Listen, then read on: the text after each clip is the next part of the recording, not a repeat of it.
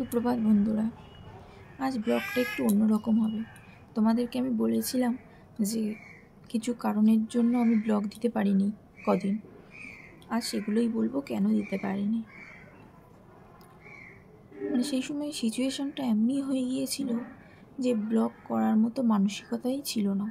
তবু কিছু কিছু শর্ট আকারে ভিডিও করে রেখেছি, সেগুলোই আজকে তোমাদের সঙ্গে শেয়ার করব। আর কি হয়েছিল তার আগে আমি সেটা বলে নিই। তোমরা তো জানোই, বুবুকে নিয়ে প্রায় ডক্টর দেখাতে যেতাম, ইউএসজি, ব্লাড টেস্ট এগুলো হতোই। এগুলো তো কন্টিনিউ চলতোই বেশ কয়েক মাস ধরে। এর আগে প্রায় 6-7 মাস আগে ওর চেস্ট ইনফেকশন হয়ে গেছিলো। ওর কন্টিনিউ ঠান্ডা লাগে তো, আর ঠান্ডা লাগতে লাগতে একটা ইনফেকশন হয়ে গিয়েছিলো। সেটার কারণেও বেশ কমাস ভুগেছিল। ও যেখান থেকে হয়েছে ঠান্ডাটাও লেগেই আছে 12 মাস, ঠান্ডাটা কিছুতেই সারছে না। কিন্তু এই লাস্ট 6 মাসে ওর উপর দিয়ে প্রচুর ধকল গিয়েছে। অনেকবার ইউএসজি, অনেকবার ব্লাড টেস্ট, অনেক কিছুই হয়ে গিয়েছে। তো তখন তো চেস্ট ইনফেকশানটা ধরা পড়েছিল এক্সরে করে, তবে ব্লাড টেস্টও করা হয়েছিল।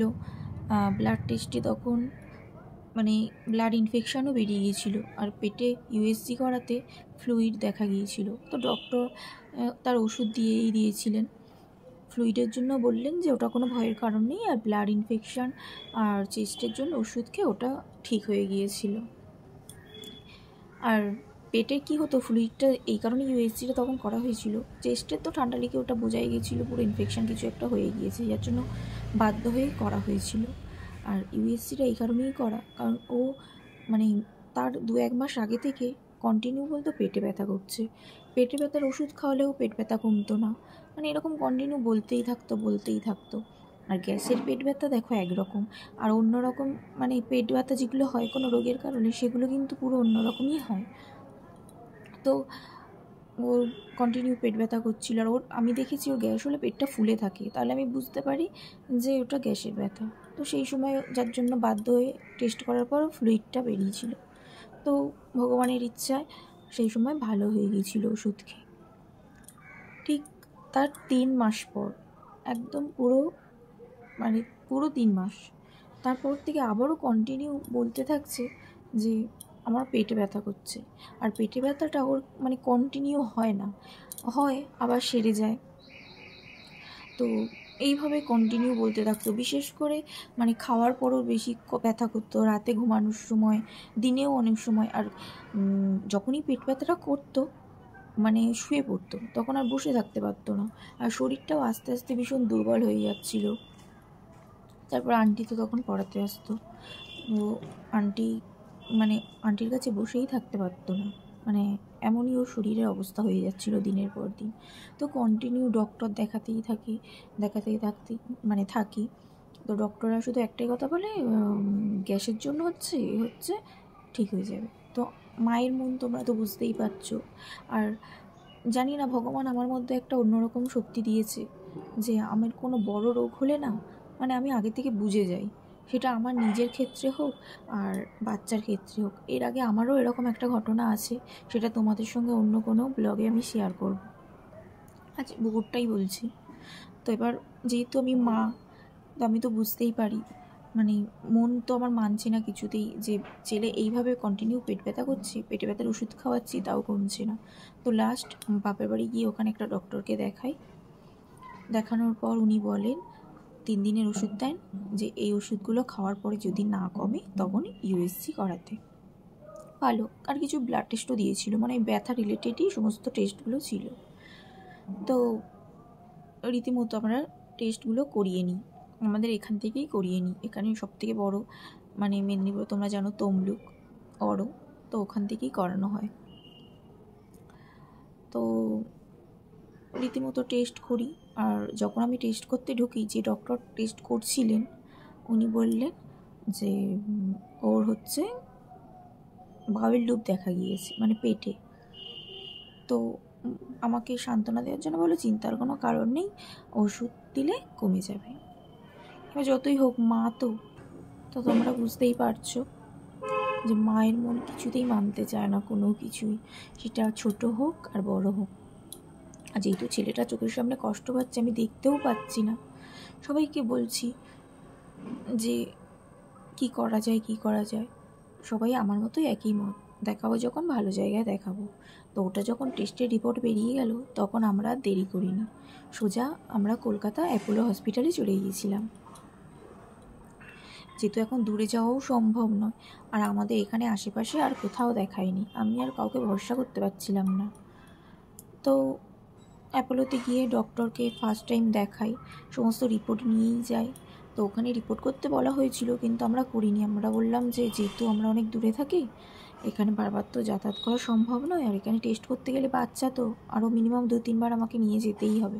একবার টেস্ট করাতে যেতে হবে, একবার মানে রিপোর্ট আনতে যেতে হবে, আমাদেরও টাইম হবে না। তো আমরা বলে এই যে এই টেস্টের রিপোর্টগুলোই দেখুন, যে আমি রিসেন্ট করিয়ে এনেছি। মানে আমরা যেদিন টেস্ট করাই, যেদিন সঙ্গে সঙ্গে হাতে রিপোর্টটা পেয়ে গেছিলাম 2-3 ঘন্টার মধ্যে।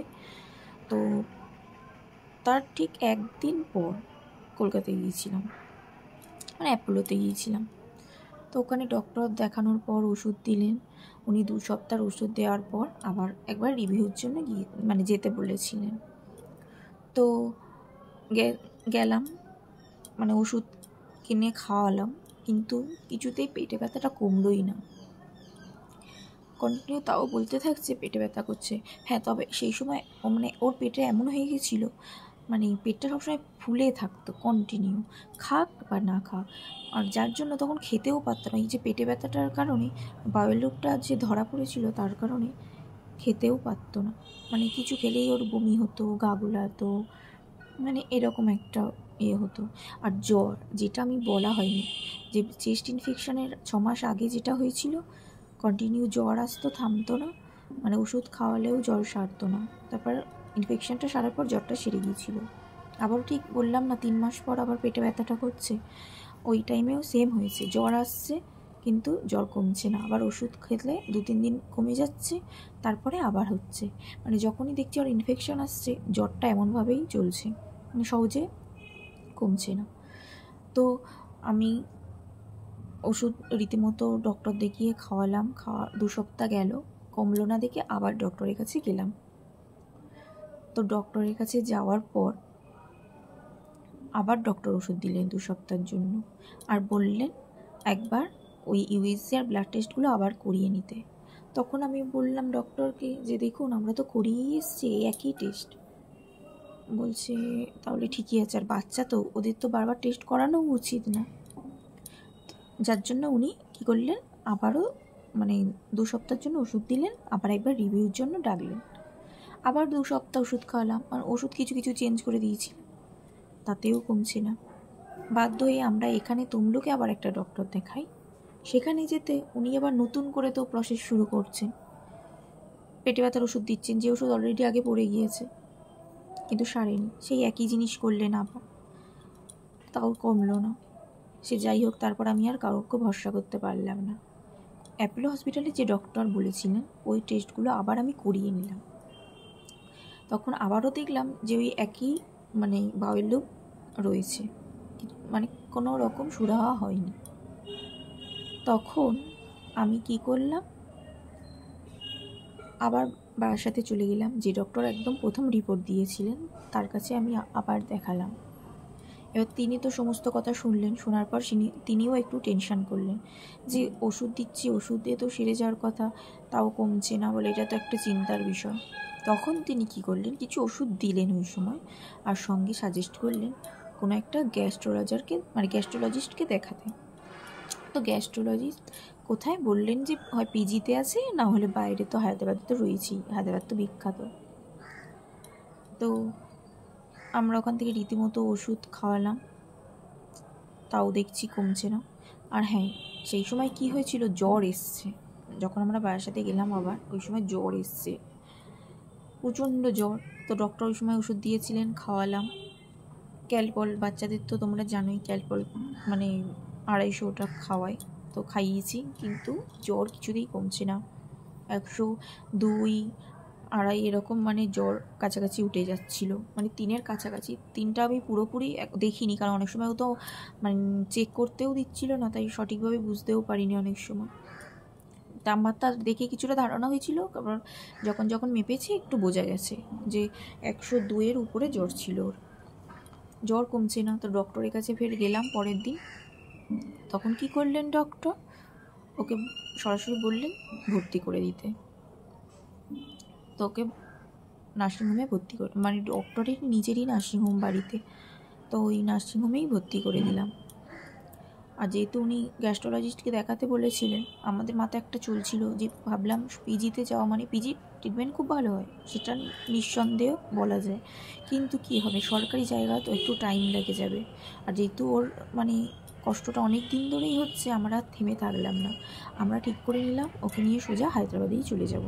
আর ওখানে তো AIG রয়েছে, বেস্ট হসপিটাল। তো সমস্ত প্ল্যান রেডি, শুধু এবার টিকিটটা করব, তো ভর্তি করে দিলাম।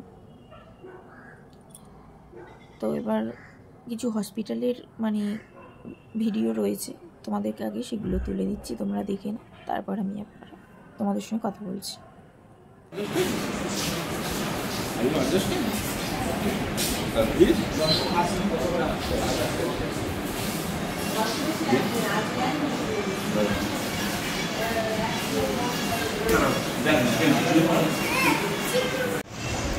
বুবুর শরীর খুব খারাপ, ওকে সেলাইন দিতে হয়েছে, সকাল থেকে বমি করছে, জ্বর।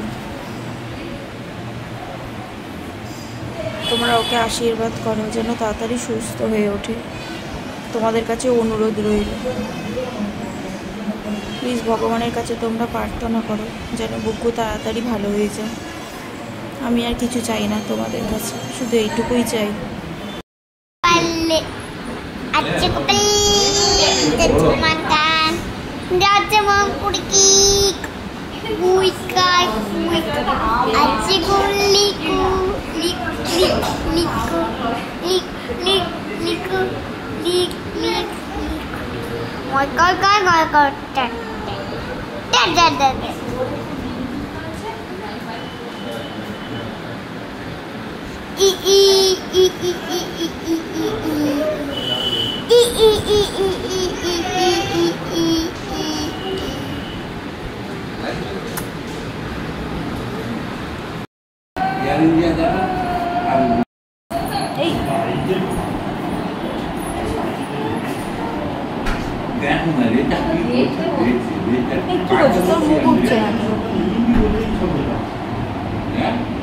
একটু মুখ উঠে আছে না, মুখেতে আছে।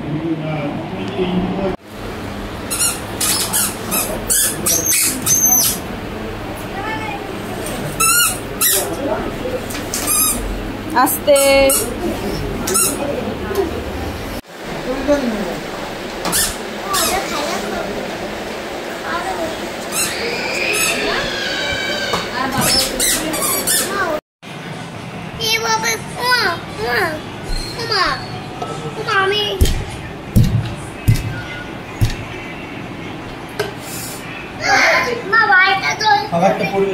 দেখি তোর হাতটা, দেখি এবার কি তোর হাতটা দেখা, আস্তে। তোমরা দেখতে পেলে, তবে বুবুকে দেখে তোমরা বুঝতে পারছো যে ওর শরীর খারাপ, ওর গায়ে কিন্তু ও যখন নিজেই ভিডিও করছে তখন কিন্তু ওর গায়ে অলরেডি 102 একটা জ্বর ছিল, কিন্তু তাও ওকে দেখো দেখে বোঝা যাচ্ছে না, আর কিছু খেতেই পারছিল না, যার জন্য সেলাইনটা দেওয়া হয়েছিল। কিন্তু এতটাই মানে দুরন্ত, আর সত্যি নিজের ছেলে বলে বলছি না, ছোটো থেকে আমরা মানে সবাই দেখে আসছি, মানে প্রচণ্ড সহ্য করে, কেটে গেলে রক্ত বেরিয়ে যাচ্ছে কোনো ব্যাপার না, কত কষ্ট হচ্ছে কোনো ব্যাপার না, মানে এত যে সহ্য ক্ষমতা ভগবানের মধ্যে দিয়েছে। আর জানি না কেন ছোটো থেকে শুধু একটার পর একটা মানে রোগে আক্রান্ত হচ্ছে। ঠান্ডাটা তো কন্টিনিউ সারছেই না, 12 মাস ওষুধ খেতে হয় ওকে। আর এই রিসেন্ট 6-7 মাস হলো ইনফেকশান হওয়া চালু হয়েছে, কেন হচ্ছে কী কারণে হচ্ছে কিছুই জানি না। আর জানি না কেন শুধু আমাদের সঙ্গেই এরকম হয়, আমাদের পরিবারে প্রত্যেকেই মানে কিছু না কিছু ব্যাপারে অসুস্থ আছেই, কিছু না কিছু রোগে এরকম। মানে আমাদের প্রত্যেক মাসে ডক্টরের পিছনেই মানে সমস্ত ইনকামগুলো প্রায় চলে যায় বললেই চলে। আর জানি না কেন আমাদের সঙ্গে এটাই হয়, মানে অনেক রকম প্রবলেম, তোমাদের আমি বলে বোঝাতে পারবো না। মানসিক, শারীরিক সমস্ত প্রবলেমে এখন বর্তমানে আমরা ভুগছি। আর আমাদের সঙ্গেই ভগবান শুধু এইগুলো করছে কেন আমি জানি না। আর কি করলে এই প্রবলেম থেকে বেরিয়ে আসতে পারবো প্লিজ তোমরা জানিও, প্লিজ তোমাদের কাছে অনুরোধ রইল। আমি জানি না কেন বাড়িতে একজনের পর, হ্যাঁ যেদিন না বুগু নার্সিংহোমে ভর্তি হয় তার আগের দিন আমার ঠাকুমা অপারেশন করলো, মানে পা ভেঙে গেছিলো, অপারেশন করে বাড়িতে ঢুকেছে। তার ঠিক আগের দিন, যেদিন আমার ঠাকুমা বাড়িতে এসছে তার পরের দিনই আমার ছেলে আবার হসপিটালাইজড হলো, মানে নার্সিংহোমে ভর্তি হলো। তো কি হচ্ছে কিছু জানি না। এবার তো আমরা মানে টিকিট করে নিয়েছি, তারপর ওকে তো ডিসচার্জ করে বাড়িতে নিয়ে চলে এসেছিলাম, পরের দিনই নিয়ে চলে এসেছিলাম, যেহেতু হায়দ্রাবাদের টিকিট হয়ে গেছিলো। তো হায়দ্রাবাদে কী করছি না করছি সেগুলো তোমরা পরের ব্লগেই দেখতে পাবে। এই ব্লগটা অনেক বড় হয়ে যাচ্ছে, আর বাড়ালাম না। শুধু তোমাদের কাছে একটাই রিকোয়েস্ট, প্লিজ তোমরা ভগবানের কাছে প্রে করো যেন আমার ছেলেটা সুস্থ থাকে, ভালো থাকে, যেন আর 5টা বাচ্চার মতো মানে স্বাভাবিকভাবে হেসে খেলে বেড়াতে পারে। মানে কী বলবো, বলারও কিছু নেই। আর সঙ্গে মানে এখন যেভাবে অসুস্থ হতে যাচ্ছে ও না, ছোটোবেলায় মানে আমি তো তখন ব্লগ করতাম না, যদি তোমরা ওর চেহারাটা দেখতে না তোমরাও বলতে, মানে এত স্বাস্থ্য ছিল। আর তখন পুরোপুরি সুস্থ স্বাভাবিক সমস্ত ছিল। ওর একটা প্রবলেম হয়েছিল অন্নপ্রাশন করার পর, ও 2 মাস ভুগেছিল। 1 মাস লুজ মোশন ছিল আর 1 মাস মানে ঠান্ডা লেগে, এই 2 মাস কন্টিনিউ ভুগেছে। তারপর থেকে আস্তে আস্তে ওর শরীরটা মানে কমে যাচ্ছিল, রোগা হতে থাকছিল। আর 3 বছরে পা দেওয়ার পর থেকে না, বিশেষ করে এই 2025 সালটা মানে আমাদের পুরো পরিবারের জন্য খুবই খারাপ চলছে, পুরো ফুল ফ্যামিলির জন্য। বাইরের শত্রু, ঘরের রোগ, মানে সমস্ত দিক থেকে কেন জানি না এটা শুধু আমাদের সঙ্গেই হচ্ছে। বলে না, যারা কোনো দিন অন্যের সাথে পাশে থাকে না, কারো ক্ষতি করার কথা ভাবে না, তাদের সঙ্গেই হয়তো এইগুলো হয়। আমি জানি না তোমরাও একমত কিনা, যদি একমত হও প্লিজ জানিও। সত্যি আমরা কোনো দিন কারো ক্ষতি চাই না, তবু তোমাদেরকে একটু জানিয়ে রাখলাম, যেহেতু তোমরাও আমার ফ্যামিলি, তো তাই প্রে করো প্লিজ যে আমাদের পুরো পরিবার যেন সুস্থ থাকে, স্বাভাবিক থাকে, মানসিক শারীরিক চিন্তা থেকে মুক্তি পায়। প্লিজ তোমরা পাশে থেকো, জাস্ট এইটুকু অনুরোধ। তোমাদের পাশে থাকাটা আমাদের পুরো পরিবারের জন্য খুবই দরকার। ঠিক আছে, ব্লগটা বড় করলাম না। আর হায়দ্রাবাদের ব্লগ পরে কী হয়েছে না হয়েছে সেগুলোও তোমাদের আমি পরের ব্লগে বলে দেব। ঠিক আছে, এখন এই পর্যন্ত। আর হ্যাঁ, বুবুকে যে সেলাইনটা দেওয়া হয়েছিল, ডক্টর বললেন যেহেতু আমরা ফ্লাইটে যাব আর অত দূরে যাব, তো শরীরটা যাতে একটু স্টেবল হয়, যার জন্যই দেওয়া হয়েছিল। আরও মানে চ্যানেলটা নাহলে খেতে পাচ্ছিল না, বমি করছিল, জ্বরও প্রচণ্ড ছিল, কমছিল না। তো সে যাই হোক, ঠিক আছে, তোমরা ভালো থেকো, সুস্থ থাকো, আর সবাইকে ভালো রেখো। দেখা হবে অন্য কোনো ব্লগে। বাই।